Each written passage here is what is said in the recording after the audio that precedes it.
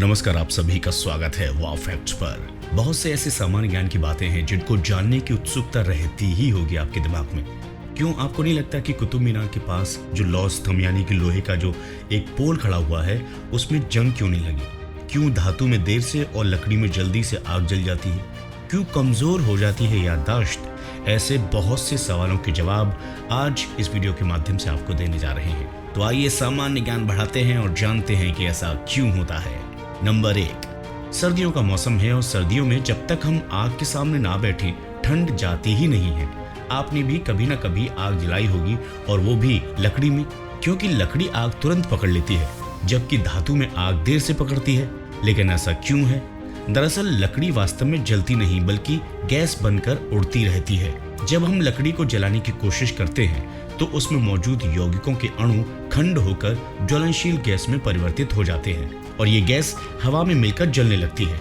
लकड़ी तब तक गैसों में बदलती रहती है जब तक कि वो सुलगती और जलती रहती है और गैसों के निकलने की वजह से इसमें आग बुझ नहीं पाती। जबकि धातु इस प्रकार के अणुओं में खंड नहीं होते हैं और इसे वाष्पशील होने के लिए बहुत अधिक तापमान की आवश्यकता होती है। मतलब इसे भाप में बदलने के लिए बहुत ज्यादा टेम्परेचर करना पड़ेगा, इसलिए उसमें ज्यादा सरलता से आग नहीं लगती है। अगर धातुओं को जलाने के लिए आदर्श परिस्थितियां मिल जाएं, तो उन्हें भी जलाया जा सकता है और वो भी कम समय में। लेकिन धातुओं में लगी आग बहुत खतरनाक होती है और ये बहुत मुश्किल से बुझती है। नंबर 2, कहते हैं लोहे को बाहर छोड़ दिया जाए तो उसमें जंग लग जाती है। लेकिन कुतुब मीनार के पास स्थित लौह स्तंभ कितने सालों से मौजूद है, लेकिन उसमें जंग क्यों नहीं लगी? गुप्त वंश के राजा चंद्रगुप्त विक्रमादित्य द्वितीय द्वारा बनाया गया लौह स्तंभ 1600 वर्ष से भी ज्यादा पुराना है। लोहे का बना ये स्तंभ 7 मीटर ऊंचा है और इसका वजन 6000 किलो से अधिक है। इस खंबे का 1 मीटर हिस्सा जमीन में अंदर है। खंबे के मूल के पास इसका व्यास 17 इंच और ऊपर टॉप पर 12 इंच व्यास है। इस लोहे के स्तंभ पर जंग नहीं लगने की वजह जानने के लिए IIT कानपुर के प्रोफेसर ने साल 1998 में इस लोहे पर एक रिसर्च की गई। इस रिसर्च में पता चला कि इस लोहे के स्तंभ को बनाते समय पिघले हुए कच्चे लोहे में फास्फोरस तत्व को मिलाया गया था। इससे आयरन में अणु बॉन्ड नहीं बन पाए। इस वजह से जंग लगने की गति हजारों गुना धीमी हो गई। नंबर 3, आपने देखा होगा कि किसी इंसान को बहुत ज्यादा गुदगुदी होती है लेकिन उसके खुद के हाथ से कभी गुदगुदी नहीं होती। अगर गलती से किसी और का हाथ हमें अनजाने से छू जाए जहां हमें बहुत गुदगुदी होती है तो हमें बहुत तेज गुदगुदी होती है और हम हंसने लगते हैं। लेकिन अगर हम खुद से गुदगुदी करते हैं किसी भी प्रकार की प्रतिक्रिया नहीं होती, ना ही हमें कोई हंसी आती है। ऐसा क्यों होता है?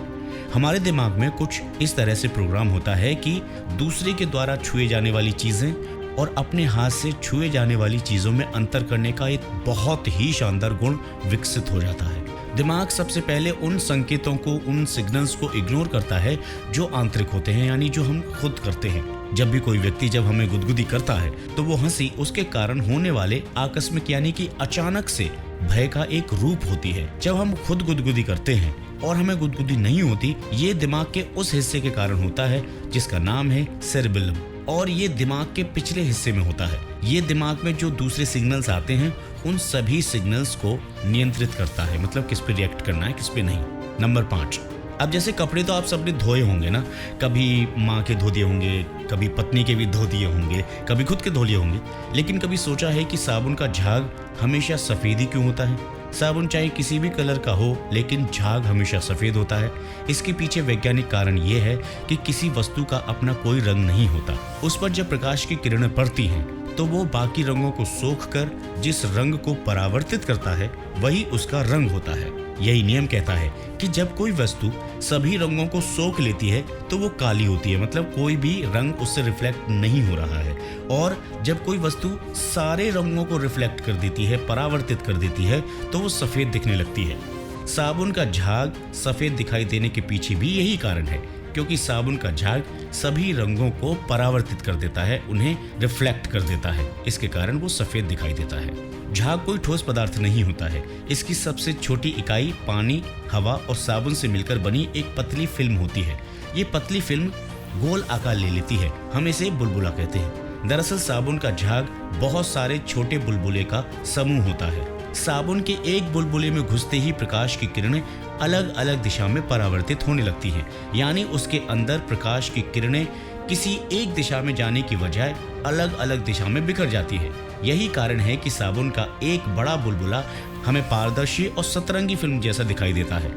नंबर 6, अक्सर हम काम करते टाइम या पढ़ते टाइम कॉफ़ी पीना पसंद करते हैं, क्योंकि कॉफ़ी पीने के बाद ना आलस आता है और ना ही नींद आती है, उड़ जाती है। लेकिन कॉफ़ी में ऐसा क्या होता है जो हमें रिचार्ज कर देता है?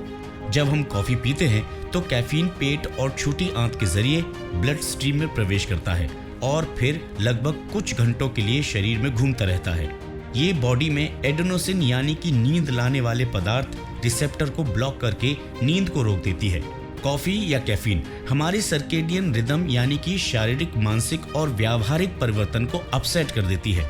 अगर आप सोने से 1 घंटे पहले 1 कप कॉफी पीते हैं तो वो नींद को 1 घंटे तक कम कर सकती है।